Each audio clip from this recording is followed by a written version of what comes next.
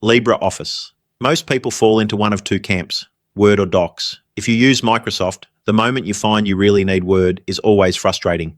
It is a job application, a contract someone sent as a Doc X, a CV that needs updating before noon because the application window closes at 5. Word runs to around $90 a year. The full suite runs to around $150. Over a decade, that is $1,500 to open files, make spreadsheets, and create presentations. You probably already use Google Docs. Free, no install, works in a browser. But Docs does not handle serious data in a spreadsheet. Docs does not produce a presentation your employer will take seriously. Docs fails the moment you are on a plane or in a building with contemptible Wi-Fi. LibreOffice fills all of it. Writer handles documents. Calc handles spreadsheets. Impress handles presentations. It reads and saves Word, Excel, and PowerPoint files without drama, works entirely offline, and requires no account. France's military switched to it. Germany's federal administration switched. The city of Munich made headline switching, then switched back, then switched again, which tells you less about LibreOffice and more about what happens when IT decisions become political ones. The one honest limitation is that deeply complex Excel macros and intricate PowerPoint animations can behave slightly differently. For anyone not building models across 17 interdependent tabs in a finance department, this is a problem they will encounter approximately never. Gimp. Photoshop costs $23 a month, whether you use it or not. More than $250 a year for software most people open 4 times and forget about until the next bill arrives. It was a one-time purchase until someone noticed that subscriptions compound in ways that single sales do not, and the pricing changed. Gimp launched in 1996. Older than Google, older than YouTube, older than the idea that software should keep billing you after you have already installed it. It is a full raster graphics editor. It has layers, masks, filters, brushes, selections, and just about every tool an image editor might require. Inkscape. Illustrator is the other Adobe tool in this category. It does not do the same thing as Gimp. A raster image is made of pixels. Every photograph and screenshot is raster. Zoom in far enough and the image degrades. A vector image is made of mathematical paths. It has no fixed resolution. Scale it to business card size or blow it up to a billboard and the quality is identical. Logos, icons, and anything that needs to exist at multiple sizes gets built in vector. The difference is like the difference between a printed map and written directions. The printed map has a fixed level of detail. Zoom past it, and there is nothing left to see. The written directions produce the correct route at any scale because they describe relationships rather than pictures. Vector graphics work the same way. Illustrator charges $275 a year for that. Inkscape charges nothing. It handles SVG natively, opens and edits Illustrator files without requiring Illustrator to be installed, and does the core job well enough that the main cost of switching is time rather than capability. That muscle memory costs $275 a year to avoid. It does not buy a better result. Krita. Photo editing software treats a brush as a mechanism for selecting and adjusting pixels. The result functions, but does not feel like anything. Krita treats a brush as something closer to the physical thing. Press lightly and the stroke is light. Press harder and it thickens, darkens, spreads at the edges the way real media does under real pressure. The brush engine is built for illustrators and concept artists, not people retouching photographs. Clip Studio Paint, the paid alternative most working illustrators use, costs around $53 a year. It has a larger community, better comic-specific tools, and a longer track record in professional illustration. Those are real advantages. Krita has a better brush engine for freehand work, a larger library of default brushes, and a development team that ships updates without pulling the software behind a paywall every 18 months. The gap between what this software offers and what professionals are paying for is narrow enough that the argument for Clip Studio comes down to habit and community size rather than capability. DaVinci Resolve. Adobe Premiere Pro costs around $55 a month, nearly $700 a year, for software with a documented history of crashing during exports. People kept paying because the alternatives were no better. Resolve started as a color grading tool used on film sets. It moved into editing. It is now used on productions you have watched and would not expect to have been cut on free software. John Wick was color graded in Resolve, so was La La Land and Deadpool. The free version is not a hobbled trial with watermarks and a countdown clock. It is the full editing suite, the color grading tools that change the look of commercial cinema. Fusion, the built-in visual effects compositor. Fairlight, the audio post-production suite. Professional tools that compete directly with software charging hundreds of dollars a year, bundled into a download that costs nothing. The paid version adds collaboration features for large teams and some additional camera format support. For any individual editor or small production, those additions are irrelevant. The ceiling on what the free version can produce is not a software ceiling. Audacity. Bad audio ends a video before the editing does.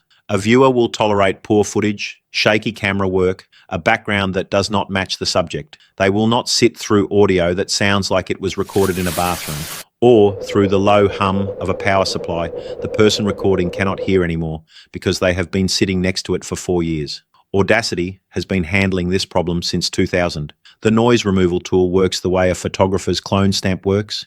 You give it a sample of the silence in your recording, it learns the fingerprint of that background noise, then it removes it everywhere it finds a match, leaving the voice behind. The whole process takes 45 seconds. The difference is immediately audible. It also does EQ, compression, and normalization. Most podcast producers and voiceover artists stop there and never look further. Adobe Audition does the same job for $251 a year. The gap between them is narrower than the price suggests. OBS Studio. Every live stream, tutorial, gaming video, and screen recording that has ever looked like it knew what it was doing was almost certainly made with OBS. Not because there are no alternatives, because OBS became the category so completely that the alternatives now market themselves as easier versions of it rather than competitors. It solved a specific problem. People needed professional video production capability without the budget for professional video production equipment. XSplit, the paid alternative, charges around $99 a year for a tool that does a smaller version of the same job. OBS is free and is better. It works through a scene and source system. Think of it like a live television control room where you decide what the audience sees at any given moment, except the control room is your laptop and the audience is people watching you play a video game at midnight. Screen captures, webcam feeds, browser sources, overlays, alerts, and audio inputs stack in layers and switch between live. It records in high quality, pushes to every major streaming platform, and has a plugin ecosystem built by people who needed something specific and then published the solution. The first session is disorienting. There are scenes, sources, filters, an audio mixer, and a settings menu that goes deeper than most people will ever need. None of it is explained on screen. The assumption is that you will work it out, and you will, because every question has already been answered by someone in a forum at 11 at night. By the third stream, it runs in the background, and you stop noticing it is there. VLC, the file that breaks your media player, is always the one that matters, not the MP4 that plays fine every time. The heck that arrived in your messages this morning because your grandfather recently worked out how to send photos from the ancient Samsung his son-in-law set up for him. He is very pleased with himself. The photo is of a garden you have seen many times. Windows cannot open it. Your default player attempts it, produces an error message that explains nothing, and suggests you find an appropriate codec, which is advice with the energy of telling someone whose car will not start to get a better car. VLC has existed since 2001. It started as a student project at a university in Paris and became the media player everyone eventually installs after their default option fails them in exactly this way. It plays more formats than any other media player in its category: MP4, MKV, AVI, FLAC, MOV, and HEC. Formats from camcorder manufacturers who closed in 2008, formats abandoned before streaming, made the question irrelevant.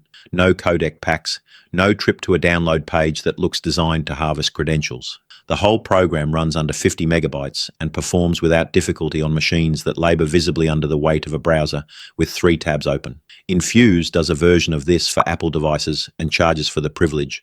VLC has been doing more of it for free for longer than most of its competitors have existed. Blender. The first thing Blender shows you is a grey cube sitting in an empty void, either deeply philosophical or extremely boring, depending on how long you have been staring at it, trying to find the toolbar. It is the same cube that has greeted every person who has ever opened Blender for the first time, from complete beginners to the people who eventually used it to render sequences that ended up in feature films. That cube has its own cultural reference point now. There are memes, there is merchandise. The Blender community has a specific and slightly unhinged relationship with that cube that makes complete sense after 3 months of use and none at all before it. Autodesk Maya charges around $1,800 a year. Cinema 4D runs to a similar figure. Blender is free, open source, and has closed the capability gap to the point where studios that were not looking at it 3 years ago are using it now. It does modeling, rigging, animation, rendering, compositing, and video editing. The Cycles rendering engine produces results commercially used in advertising and film. Grease Pencil is a two-dimensional animation system built inside a three-dimensional environment with no direct equivalent in the paid market at any price. The learning curve is steep, not negotiable. It is also the same learning curve that Maya charges $1,800 a year to put you through, and Maya does not throw in the cube. Godot. In September 2023, Unity announced it was charging developers a fee for every download of a game built with their engine, applied retroactively, to games already finished, already published, already earning money. Developers who had built entire studios on the assumption that the pricing model would not change underneath them found out it had. The move was a resounding failure. Unity's CEO resigned within the month. The policy was largely walked back. The trust was not. Godot is an open-source game engine with an MIT license. Use it commercially, and the engine has no claim on what you make. It will not change the terms. It cannot. The license does not permit it. Two-dimensional game development is where it is strongest. The gap between what Godot produces and what Unity produces for two-dimensional work is narrow enough that several well-reviewed commercial releases in the past 2 years were built in it. Three-dimensional development has more limitations and a smaller asset library, worth knowing before committing. The story of 2023 is not that Godot became the best engine overnight. The story is that Unity reminded everyone why license terms matter, and Godot had the right ones already. MalwareBytes Free and Bitwarden. Neither of these needs much explanation, which is the correct amount of explanation for security software. MalwareBytes Free scans for malware and removes what your antivirus missed. Run it occasionally. It does what it says. The paid version adds real-time protection, but the free version covers the gap it was designed to cover. Bitwarden stores your passwords, generates new ones, and syncs them across your PC, Mac, iPhone, and Android without charging for the privilege. It is open source and independently audited. The paid alternative most people default to is 1Password at around $36 a year. Both of these do something important. Do it quietly and will only be noticed when they have already helped. That is the correct way for security software to work.